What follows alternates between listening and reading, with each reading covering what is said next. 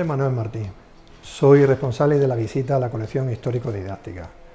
Vamos a hacer un recorrido por el pasillo del departamento donde se encuentran los animales disecados, para hablar de su origen y su historia, y también poder conocer algunos de los animales más representativos que forman parte de esta colección. La colección histórico-didáctica cuenta con ejemplares de animales que pertenecen a especies que viven en 5 continentes. La mayoría de los animales que aparecen representados en la colección son vertebrados. Dentro de estos destacan las aves y los mamíferos por el valor histórico que tienen, ya que algunos de ellos fueron disecados hace más de un siglo y medio.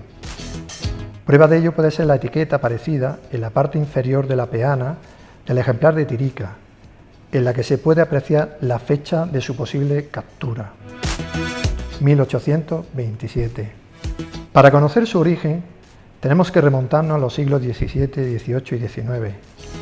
Las aves y los mamíferos que la integran carecen de valor científico, pues faltan los datos de la fecha y lugar de captura.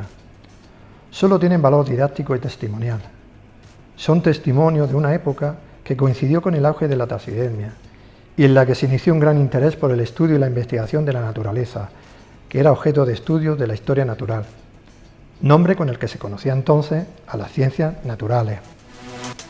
La taxidermia es una técnica de conservación que permite preservar el cadáver de un animal de la putrefacción y descomposición tras su muerte. El afán de estos naturalistas por conocer y divulgar la diversidad animal le llevó a realizar viajes de ultramar con el fin de recolectar animales cada vez más exóticos. Una vez que eran recolectados y disecados, se traían a Europa, a los gabinetes de curiosidades cuyos propietarios eran nobles y humanistas sin ninguna vocación científica, y a los gabinetes de historia natural que empezaron a proliferar en las capitales europeas como precursores de los actuales museos de ciencias naturales. Respecto a la colección del Departamento de Zoología, se puede decir que cuenta con 165 años de historia. Según la información recabada, el Gabinete de Historia Natural de la Universidad de Granada se creó en 1853 a instancia del Ministerio de Gracia y Justicia, mediante Real Orden Ministerial. Con esta disposición se instaba no solo a las universidades, sino también a los institutos de secundaria a crear una colección zoológica que estuviera compuesta por las especies más representativas de la fauna mundial. Por ello, no resulta extraño encontrar un ejemplar de ornitorrinco en cualquier museo de España. Durante mucho tiempo, la colección estuvo localizada en la que fue antigua sede de la Facultad de Ciencias y es hoy la actual Facultad de Derecho.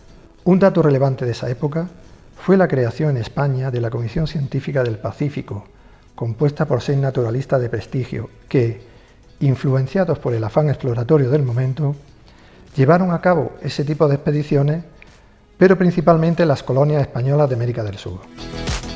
Fruto de esas expediciones fueron una serie de colecciones zoológicas que quedaron en poder del Museo de Ciencias Naturales de Madrid.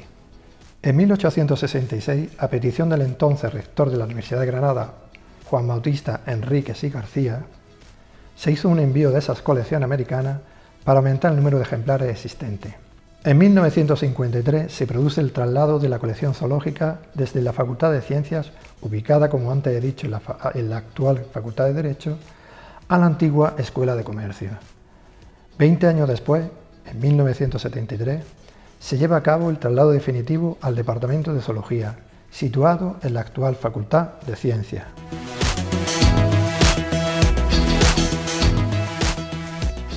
Vamos a ver ahora algunos animales disecados pertenecientes a la fauna mundial que forman parte de la colección. El ornitorrinco es el único mamífero ovíparo venenoso que existe. Aunque ambos sexos presentan espolones en las patas traseras, solo en el caso del macho están conectados a glándulas de veneno funcionales. Es un animal muy curioso, adaptado a la vida anfibia. De hecho, el primer ejemplar disecado que se trajo a Europa se pensaba que era un montaje. Parece un topo con la boca en forma de pico de pato. No es como el pico córneo de las aves, sino que está recubierto de una piel terciopelada provista con terminaciones nerviosas que usa a modo de órgano detector para localizar los moluscos y crustáceos de los que se alimenta. Tiene cola ancha y plana como el castor y cubierta de pelo, y 4 patas cortas. Las anteriores presentan membranas entre los dedos extraordinariamente desarrolladas, que resultan idóneas para el buceo y la natación, y las posteriores tienen membranas que unen los dedos del pie, dejando únicamente libres las uñas. Vive en los ríos de Australia y Tasmania. El lemur ratún. Es un primate del suborden Strasirrhinus, endémico como todos los lémures de la isla de Madagascar e islas próximas. Es posiblemente el primate más pequeño que existe. Es un animal solitario de hábitos nocturnos y vida arborícola, que se alimenta principalmente de insectos y otros artrópodos, además de pequeños vertebrados, a los que localiza con sus grandes ojos que le proporcionan gran agudeza visual. También se alimenta de frutos. El lemur rojizo. Es también un strepsirrhino que se diferencia del anterior, además de por su aspecto y tamaño, en que es de hábitos más diurnos, fitófago y de costumbres sociales. Vive en los árboles, pero también deambula por el suelo, desplazándose a cuatro patas como un cuadrúpedo. El mono araña. Es un primate haplorrhino, suborden, que incluye a los simios y los tarseros. Los simios a su vez se hayan dividido en dos grupos, catarrinos o monos del Viejo Mundo y platirrinos o monos del Nuevo Mundo, llamados así por su distribución geográfica. Todos los monos del Nuevo Mundo tienen vida arborícola y cola, que puede ser prensil en algunas especies, como el mono araña, el mono aullador o el lanudo, o algo prensil, como es el caso del capuchino. El mono araña vive en la selva centro y suramericana. Además, utiliza la braquiación como modo de locomoción para desplazarse. Consiste en colgarse e ir balanceándose de rama en rama entre los árboles, solo con la ayuda de sus brazos. Para ello, cuenta con unas extremidades anteriores más largas que las posteriores y una clavícula desarrollada. El tití pincel. Es un primate del Nuevo Mundo. Tiene cola no prensil y, como otros titíes, garra en los dedos en vez de uñas planas, salvo en el pulgar del pie, que le permiten desplazarse como una ardilla. El mandril.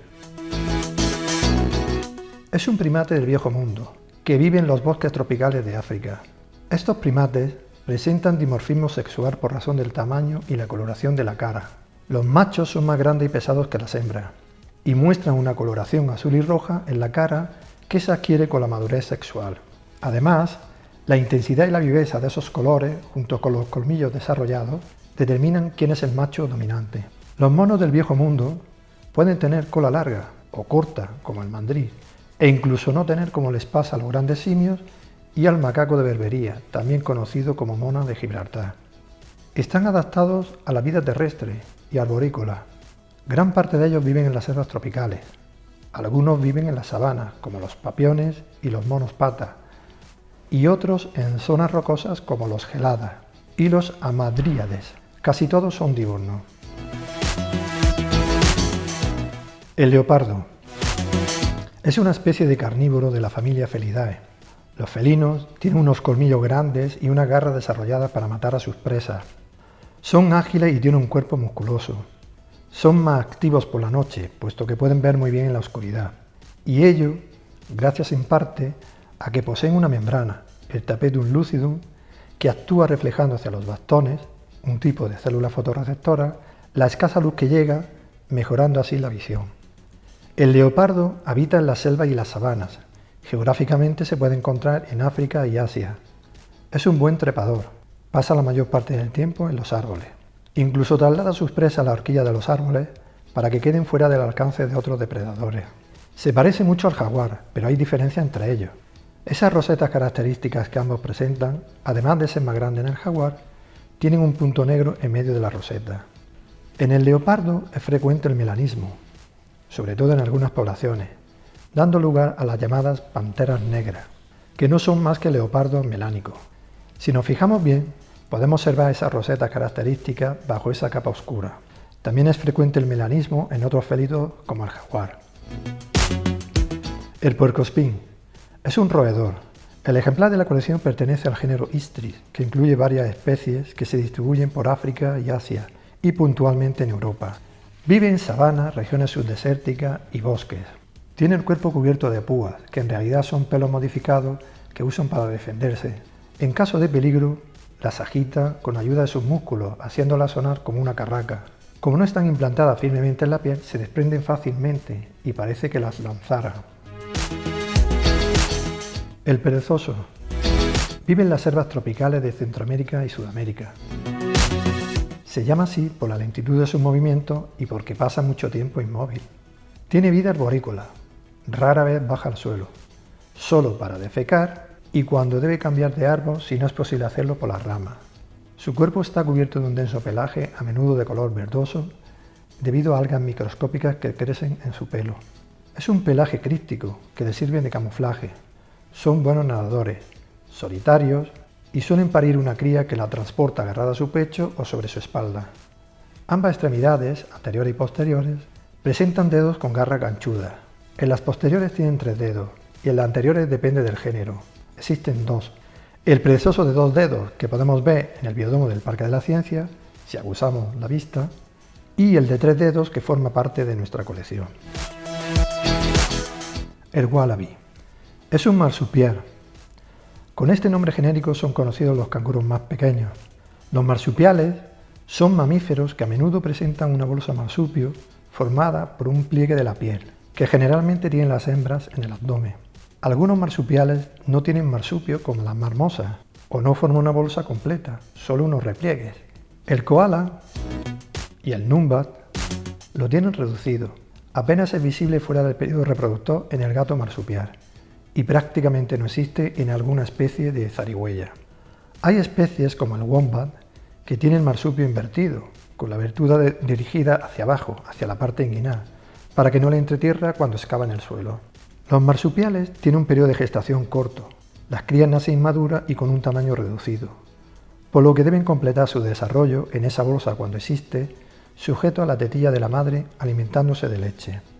Los marsupiales se hallan distribuidos geográficamente en Australia, Tasmania, América del Norte y del Sur, Papúa Nueva Guinea y Nueva Guinea, e islas cercanas hasta las Célebes y las Islas Salmón.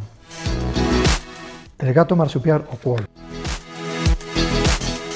Es un marsupial carnívoro adaptado a la vida terrestre, pero también es un buen trepador.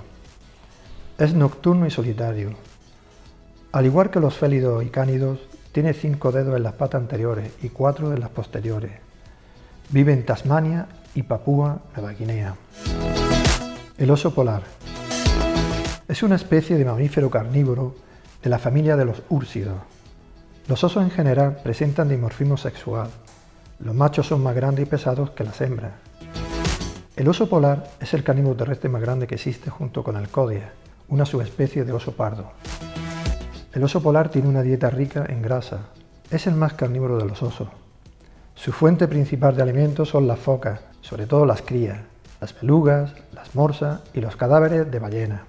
Vive en el Polo Norte, región que comprende el Océano Ártico, que es un mar helado, y las tierras adyacentes de los países circundantes. Su subsistencia depende de ese mar helado. El problema que existe actualmente es que esa capa de hielo se está derritiendo debido al calentamiento global. El deshielo se adelanta en primavera, época en la que paren las focas, y la formación de ese manto helado se retrasa cada vez más. Por ello, tiene que cubrir grandes distancias a nado, hasta llegar a la tundra ártica, un ecosistema yermo en invierno y en el que apenas hay vegetación en verano. Es un buen nadador, siendo sus extremidades más largas que las de otras especies de osos. Durante los meses de oscuridad que dura el invierno, las hembras se retiran a las oseras para parir 1 o 2 crías y aletargarse, mientras que los machos se mantienen activos. Mantienen su temperatura corporal gracias a que posee una gruesa capa de grasa y un denso pelaje de apariencia blanca. El armadillo de 9 bandas. El armadillo en general se halla localizado geográficamente desde los Estados Unidos hasta el extremo sur de Sudamérica. Vive en espacios abiertos, como sabanas y pampas, y en zonas de bosque. Es nocturno y omnívoro. Se llama así porque tiene una armadura o coraza en la parte dorsal y lateral del cuerpo, formada por placas óseas cubiertas de una epidermis muy queratinizada. También tiene protegidas la cabeza y la cola. La coraza se puede dividir en 2 partes. el hombro o escápula y la grupa, separadas por cíngulos o bandas transversales articuladas entre sí, cuyo número varía de 3 a 13. El ejemplar de la colección tiene 9. Es el tatú negro o mulita, llamado así por sus orejas de orguillo. En caso de peligro, no todos los armadillos se enrollan o hacen una bola, como el de 3 bandas o bolita, sino que se encogen o encorvan semienterrándose. El oso hormiguero de crin, llamado así porque los pelos del dorso y la cola son largos y gruesos, como los pelos del cuello y la cola del caballo, que forman las crines. También llamado oso hormiguero mayor, por su gran tamaño. Posee patas largas provistas de garras para excavar en los termiteros y hormigueros. Geográficamente se halla distribuido por Centroamérica y Suramérica. Vive en bosques tropicales y en espacios abiertos. La especie disecada suele vivir en el suelo e incluso descansa tapándose con la cola. El albatros viajero es un ave marina pelágica que pasa la mayor parte del tiempo en alta mar, volando o descansando en el agua. Solo va a tierra en época de reproducción. Vive en el hemisferio sur, en los océanos australes. Posee unas alas largas y estrechas con las que puede recorrer grandes distancias solo planeando. Es el ave que tiene mayor envergadura alar. El cálao terrestre norteño o abisínico. Se incluye en el orden Bucerotiformes junto con las agubillas.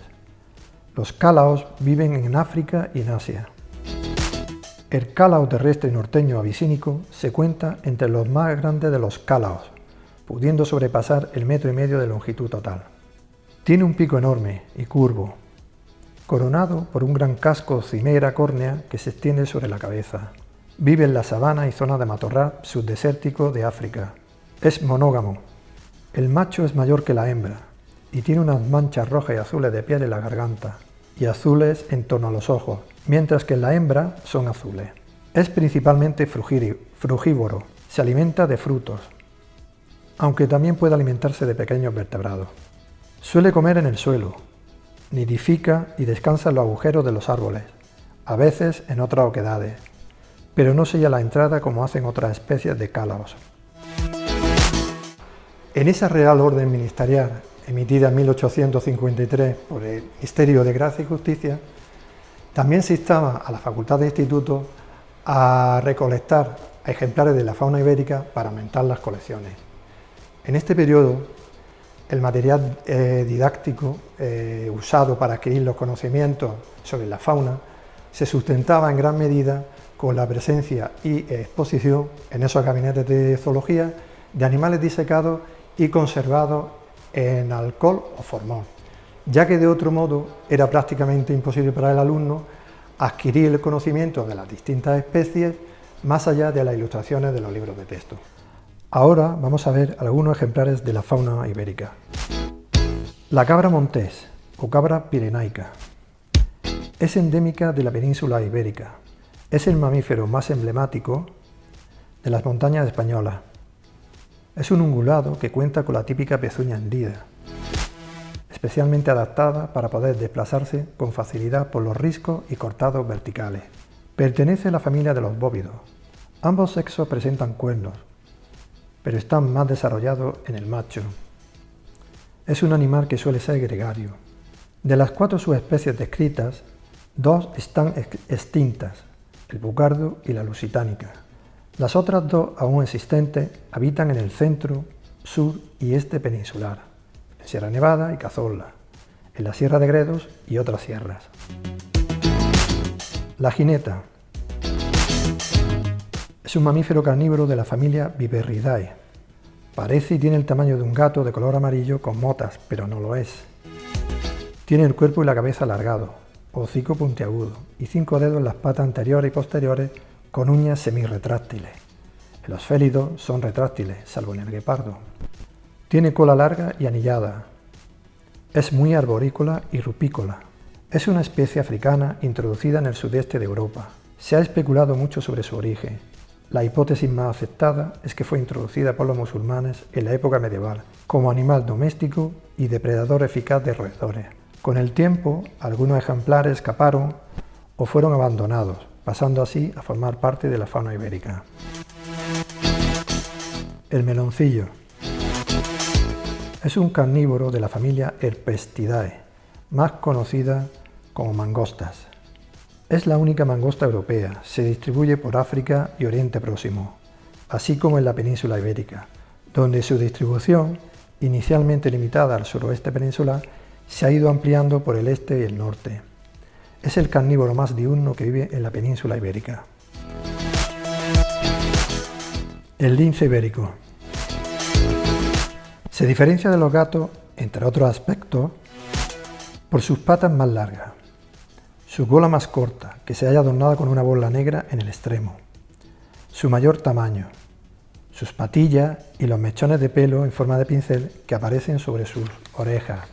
Es un carnívoro endémico de la península ibérica que depreda otros depredadores como zorros, garduñas o jinetas, si bien su presa favorita es el conejo.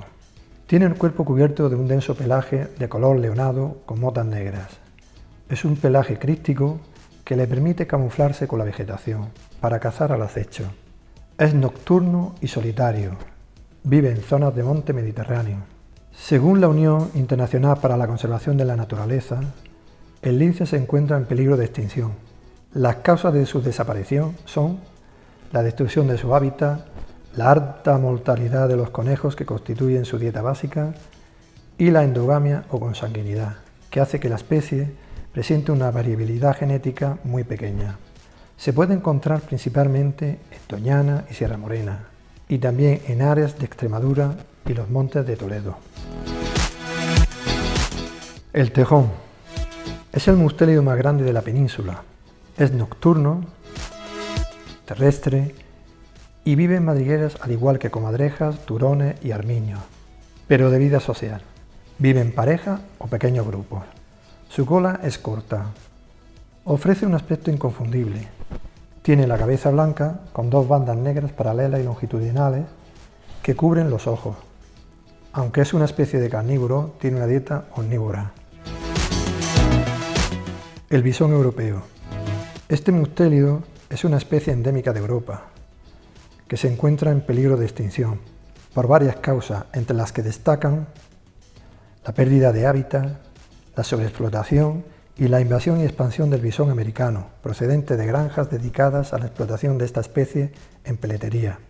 Cuando escapan, invaden los hábitats del europeo, desplazándolo, pues son más grandes en tamaño y agresivos.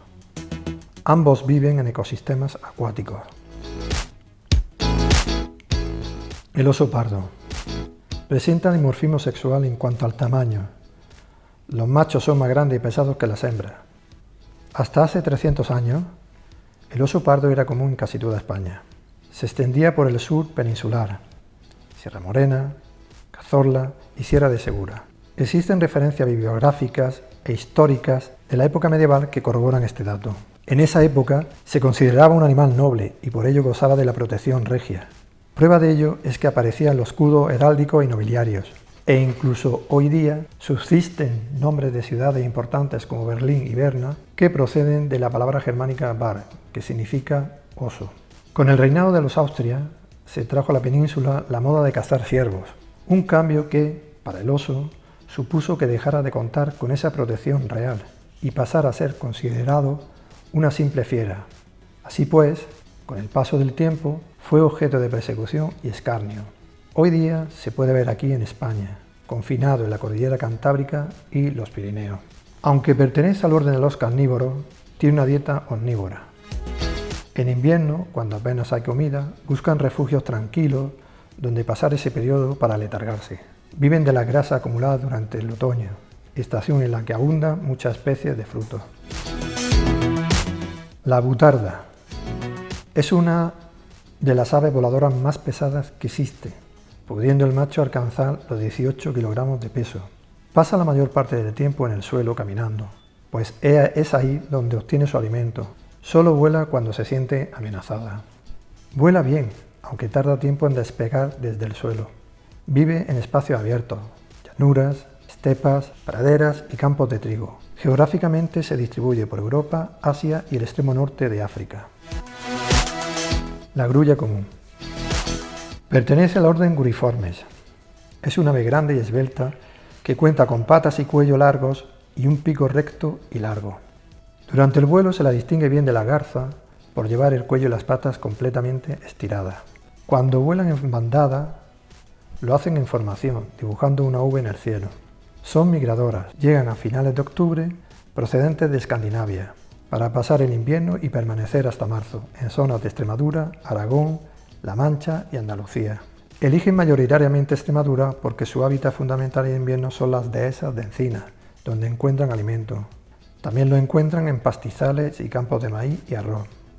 Tiene una tráquea larga de forma curvada, muy peculiar, que le permite emitir unos sonidos estridentes que pueden ser escuchados a gran distancia. Son famosos los cortejos nupciales, en los que ambos sexos ejecutan unos saltos, movimientos y exhibiciones espectaculares. Viven en zonas encharcadas donde construyen sus nidos. El flamenco común. Tiene un plumaje rosado debido a los pigmentos carotenos contenidos en las algas microscópicas del plancton y en los crustáceos que ingiere. Tiene patas y cuellos largos, un pico inusual. La mandíbula inferior es como una caja ancha que alberga una lengua grande y está provista de laminillas córneas. La superior es más estrecha y actúa a modo de tapadera, encajando en la inferior. Para alimentarse introduce el pico en el agua y, a veces, también la cabeza y el cuello. Va filtrando el lodo del fondo al mismo tiempo que va removiéndolo con sus patas. Vive en aguas someras y salobres, preferentemente. Son gregarios. Se pueden ver en Fuente Piedra, Delta del Ebro, El Hondo, la Laguna Salada de Pétrola y Doñana, y de modo ocasional en otros humedales ibéricos. El alca común. Es una ave marina buceadora. Tiene patas cortas y palmeadas que se encuentran muy retrasadas en el cuerpo. Puede sumergirse unos cuantos metros bajo el agua, persiguiendo peces o capturando otros animales marinos, solo impulsándose con ayuda de sus alas cortas. Aunque físicamente recuerda a los pingüinos australes, también llamados pájaros bobos, son especies distintas, que no están emparentadas entre sí. Están distanciadas tanto filogenética como geográficamente. El alca vive en el hemisferio boreal y el pingüino en el hemisferio austral. Otra diferencia entre ellas es que el alca vuela y el pingüino no. No obstante, el nombre de pingüino se empezó a utilizar originariamente para denominar a una especie de alca, el alca gigante, que no volaba y buceaba muy bien, al igual que los actuales pájaros bobos. Vivía en el Atlántico Norte, en Canadá, en las costas de Terranova y Noruega. Tenía sus zonas de cría en islas o islotes libres de depredadores. La última pareja europea fue abatida en Islandia en 1844. Y por extensión se empezó a llamar pingüino al resto de alcas, como se puede ver en la etiqueta aparecida en la parte inferior de la peana de este ejemplar antiguo de alca común. Posteriormente, fueron los marineros y los expedicionarios los que comenzaron a denominar pingüinos una especie de aves del hemisferio sur. Son los llamados pingüinos actuales o pájaros bobos. La colección cuenta además con un ejemplar que tiene gran valor para nosotros. Es un tesoro, pues se trata de una especie extinta que ha desaparecido de la faz de la Tierra. Es la paloma migratoria americana. Los únicos vestigios que quedan de esta y otras especies extintas son solo unos pocos ejemplares disecados y láminas o grabados en los que aparecen representados. Tener este animal en la colección nos sirve para recordarnos que hechos como este no deben volver a repetirse. Si bien hay un animal que simboliza la extinción de las especies a manos del ser humano, ese es el dodo. Antes de la llegada del hombre, las islas del Pacífico estaban pobladas por muchas especies de aves, debido a la ausencia de depredadores. Algunas de ellas no volaban y otras tenían poca capacidad voladora. La mayoría de las extinciones ocurridas en los últimos siglos tuvieron lugar precisamente en esa isla. El motivo fue el desembarco de colonos que trajo consigo una caza excesiva y la introducción de animales como perros, gatos, cerdos y ratas, entre otros. Esto provocó una hecatombe que supuso la extinción de muchas aves, sobre todo las que no volaban, como ocurrió con el calamón blanco de la isla de Lord Howe en Australia y el dodo de la isla Mauricio, aves de costumbre terrestres y no voladoras.